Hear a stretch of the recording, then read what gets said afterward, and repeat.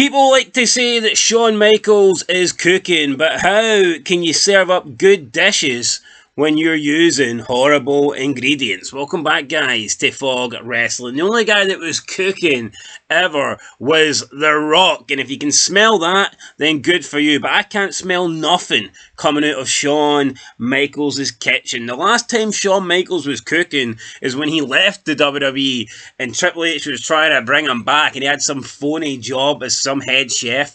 That was cooking. This is not. Every single week NXT seems to get worse, and this week, no exception. The Lola Face Roxanne Perez stuff was so bad, so cringy, one of the worst promos that I can remember seeing in a very long time, and that is going to actually decide the Women's Championship. When you see a promo like that, and it is for the Women's Championship, if that doesn't tell you that there is no need for mid-card women belts, then I don't know what will. How can we have mid-card women belts when the main women's belt on the development brand is offering you this shit? Seriously, it makes no sense to me. Speaking of women, lots of women matches tonight. Now, NXT does have a lot of attractive women, but the problem is, they can be hot, but they're just wrestling. It's so fucking boring. They just come out and they wrestle. No one seems to have, character gimmicks. Certainly, no one has any sort of sex appeal. Yeah, you can be attractive and hot, but they're just women that come out and wrestle. It doesn't matter if they're good looking. If you're just coming out to put on a sloppy 5-minute fucking match because you're an amateur, then that does not do it for me. So, yeah, when it comes to the NXT women's division, is there potential there? I mean, I guess, yes. Is there a lot of attractive women on that roster? Yes, absolutely. But they're not being used very well. I have no interest in half of it. I don't even know half of the women that were wrestling tonight. Just throw away fucking matches that mean nothing. Honestly, man, stick them on a bikini. Let's have a bikini contest or something. It's Heatwave next week. Imagine if wrestling could actually be good. Honestly, I don't get it. The majority of these women will go on Instagram anyway, and they will be in bikinis, and they will show off their bodies, and they will be proud of, the hard work that they put in to look like that. Why can't they fucking show it off on television? Well, it doesn't mean any less. You're talking about equality. How can you have equality by forcing everybody to be the same when we're all different? Just because if there's less women's titles, or if women don't get to have 20-minute matches like the men, that doesn't mean they haven't got equality. I mean, we're different people here, it's different for fucking reasons. Women offer a different thing to the product than men do. Honestly, I don't get this.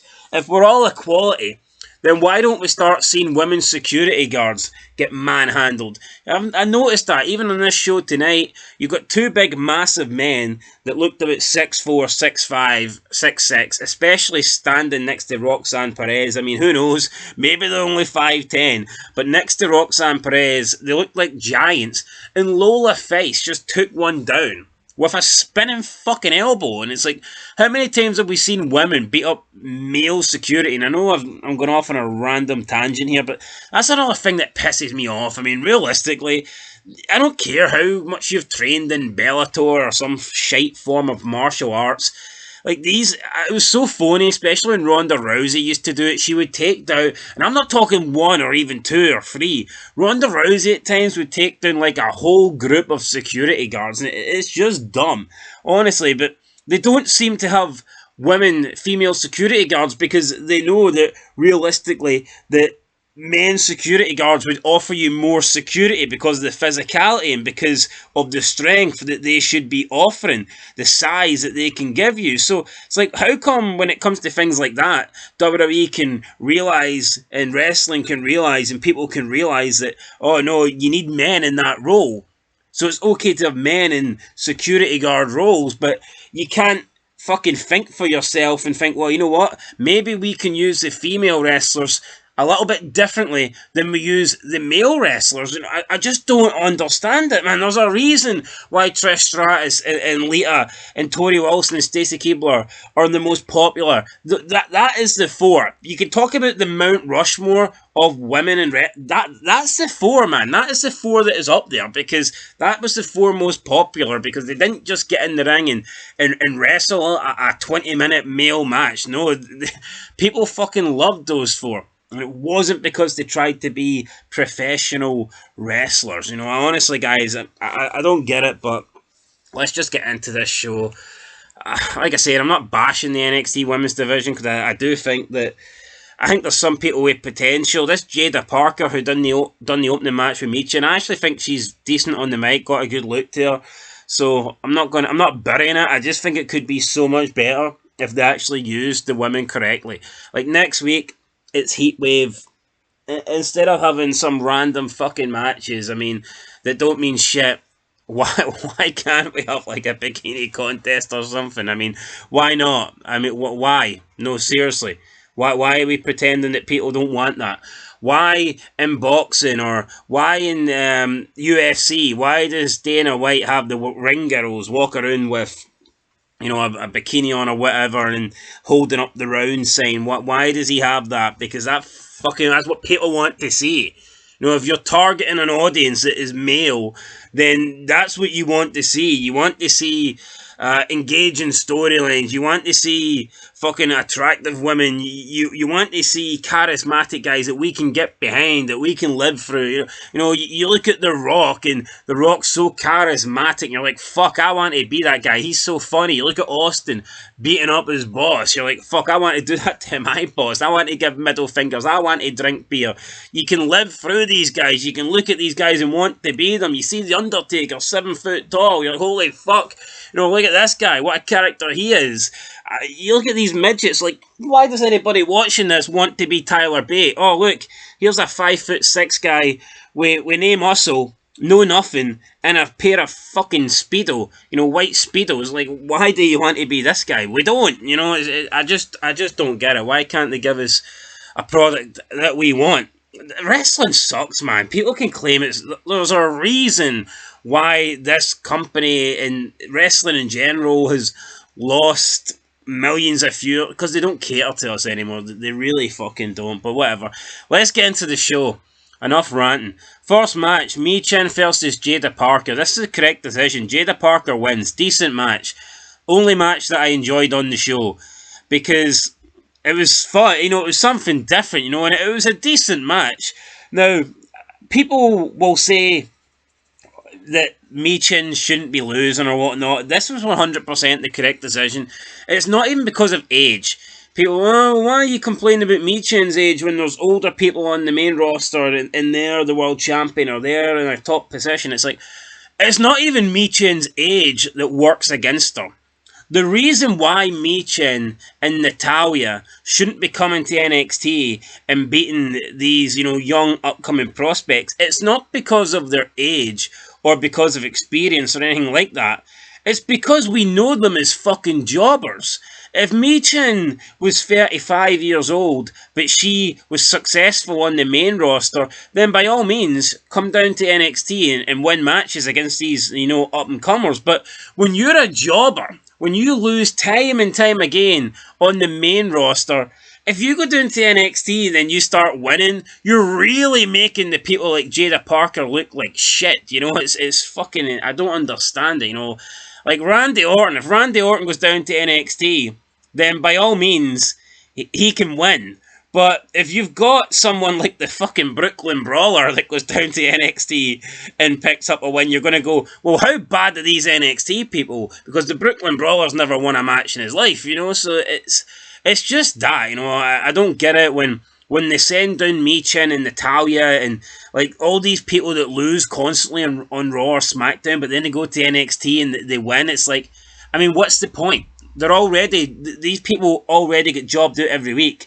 We're used to them losing, but then you send them to NXT and we see them win, so we're thinking, holy crap, then what chance does the person that they beat have if they can't get a victory against a person that loses every week on telly? It makes no sense. But Jada Parker won. It was an okay match, so Yeah, whatever. Then we get Carmen proceeds to challenge Jasmine next. I believe it's going to be a tag team match at Heatwave. Wow, do not care. Jada Parker, then, yeah, she won. So Javon Evans next cut a promo. We then got Kalani Jordan cutting a promo who's taking on Soul Rook at Heatwave. There was just no reason for this NXT North American Women's Championship belt. Zero reason whatsoever. But hey, let's give another belt that's to a division that, quite frankly, isn't good enough to have one title, never mind two run about. So I don't know, makes no sense to me. Kalani Jordan. I mean, look, Sol Ruka has been doing pretty well. You could argue out of anybody on NXT, she should probably be getting pushed for the NXT Women's Championship. So why is she wasting her time going for this belt? And she's probably going to lose. You know, if you're going to have her lose, why not have her lose to Roxanne Perez? It makes no sense to me. Up next, which makes no sense to me, New Catch Republic beat Tank Ledger and Hank Walker. Now, I'm not saying Tank Ledger and Hank Walker have careers going for them. I'm not saying the future's bright for them. Of course it's not. But when you lose to the New Catch Republic, you know you're fucked. You're going nowhere. And that's what they done. They lost. So, yeah, do we need the New Catch Republic? Does anybody think the New Catch Republic is going to give NXT a ratings boost? Absolutely not. No chance in hell, as Vince McMahon used to say. They fucking suck. Then we got what we got next. We got the Sean Spears promo wasn't very good. This again. This is a bum. Look how bad the NXT main event scene is. Seriously, man, it wasn't that long ago. About, let's say, a year ago. It wasn't, like, yeah, let's just go with a year. So you had, like, Carmelo Hayes in there. You've got Braun Breaker in there. You've got Tony D'Angelo in there. You have guys that we actually care about in there. Fast forward where we are now, and it's like, holy shit. Trick Williams, who I like, but he's working with people that just aren't good enough. Siobhan Evans, why is this guy anywhere near a world title shot? Seriously, 20 years old, done nothing. His biggest claim to fame is looking like Wes Lee. I mean, why is he getting a title shot? And then we've got two jobbers that have came from AEW. Yes, and I will use the term jobbers because that's what they are. Ethan Page, Sean Spears, both fucking suck. Honestly, I don't know why these guys...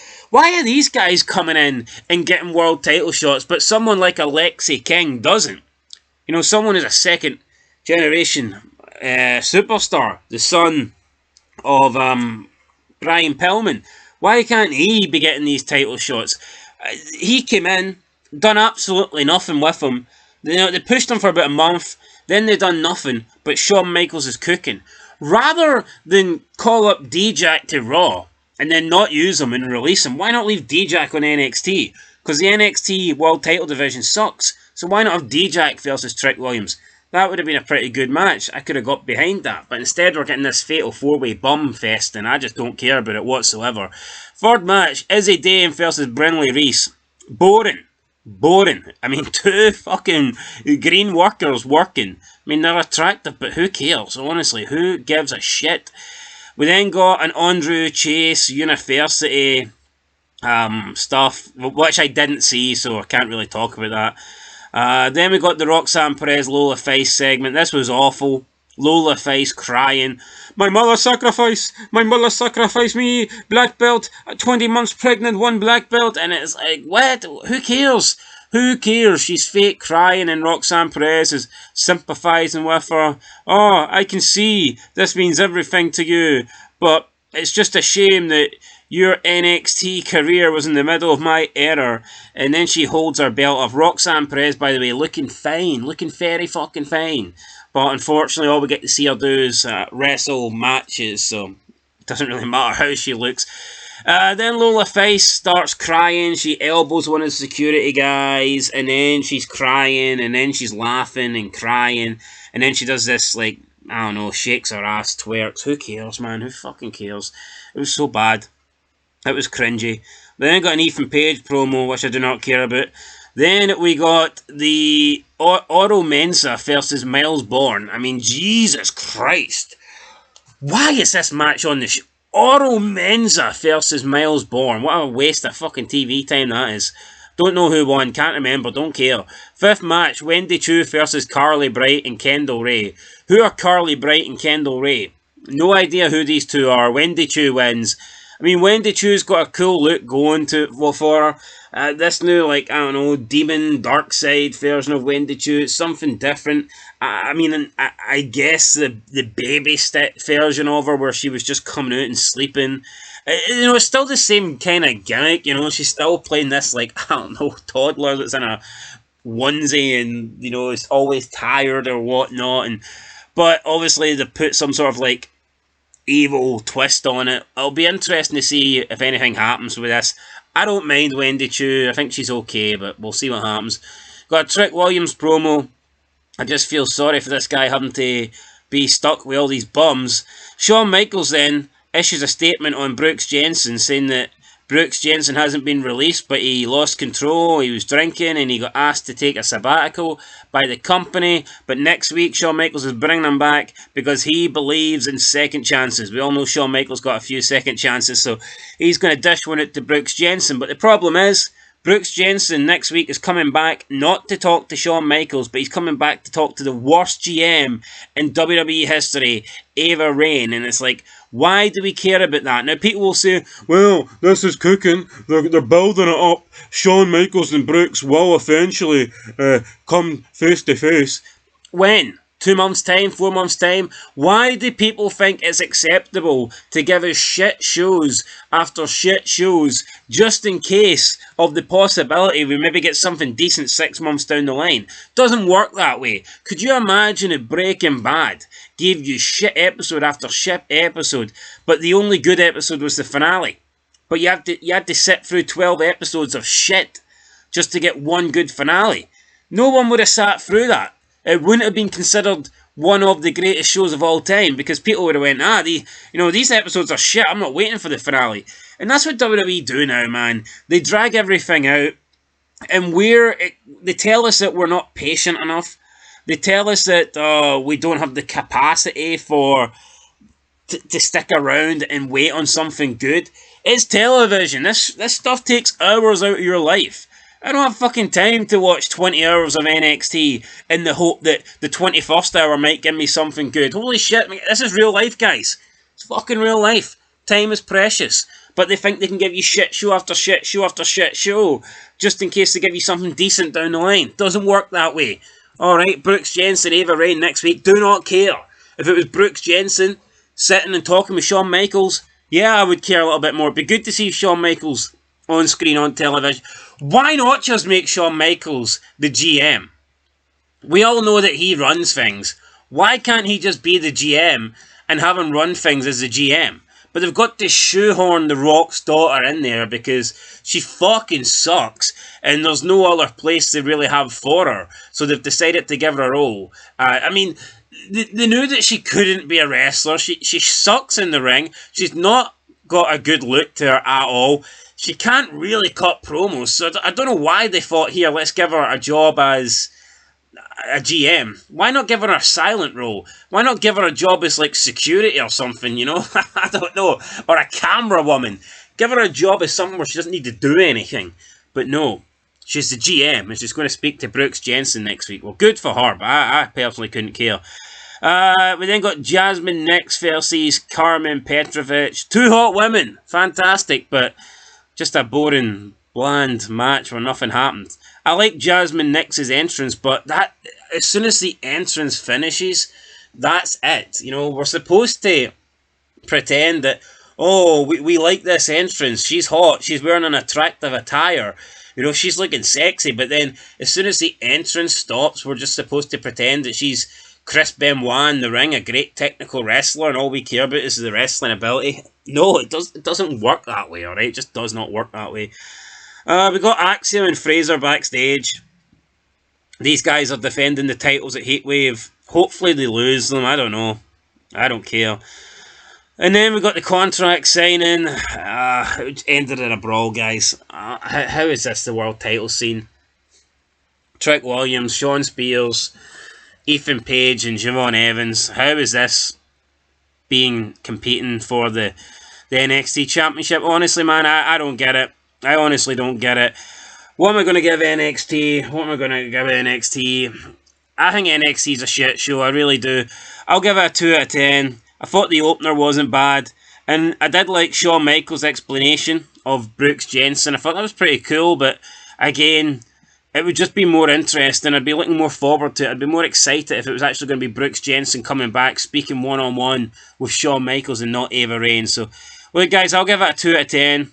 I think that's a good rating. That's a kind rating because honestly, not a lot in this show was enjoyable. The Lola Face Roxanne Perez thing was abysmal. It really was. Anyway, guys, that's it. NXT. I hate watching this. Honestly, it's up there. It's worse than SmackDown. At least with SmackDown, you make it something that's actually genuinely good. This NXT, it's just getting worse and worse and worse. Yet, the longer it goes and the worse it gets, people seem to say Shawn Michaels is cooking. Honestly, I don't get it. I do not get it. But that's it, guys. Catch you in the next one. Until then, peace.